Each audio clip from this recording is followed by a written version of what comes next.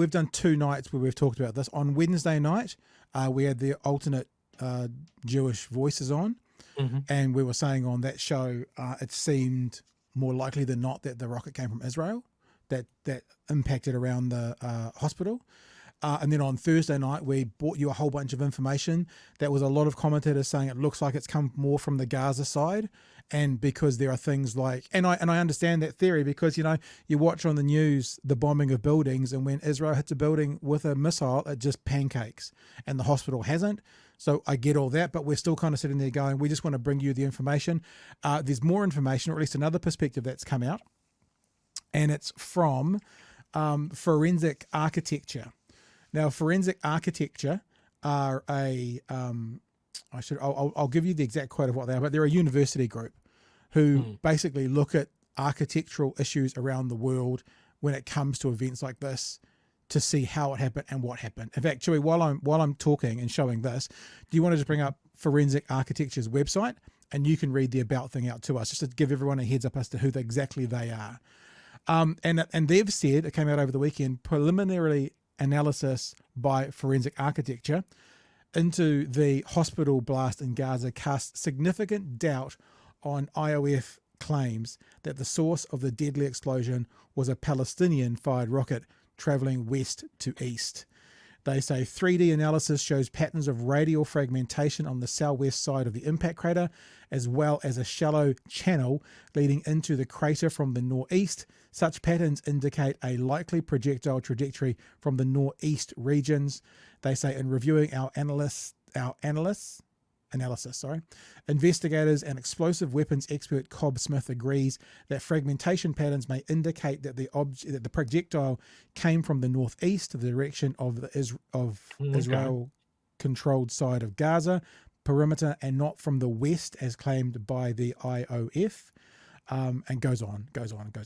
Our Cobb Smith analysis of the crater size suggests a munition larger than, e.g. a Spike or Hellfire missile commonly used by IOF drones.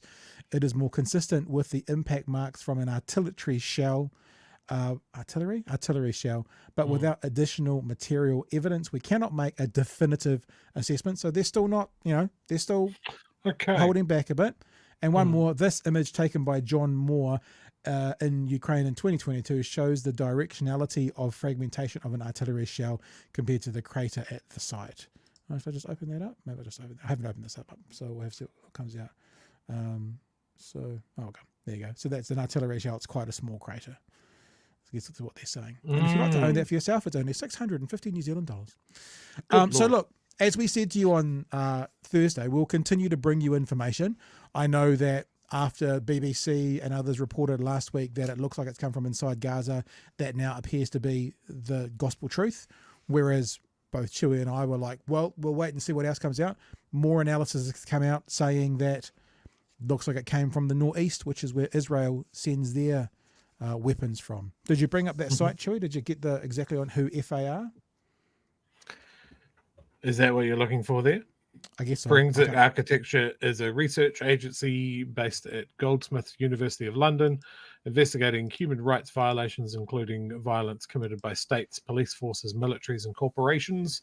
We work in partnership with institutions across civil society, from grassroots activists and legal teams to international NGOs and media organizations, to carry out investigations with and on behalf of communities and individuals affected by conflict, police brutality, border regimes, and environmental violence.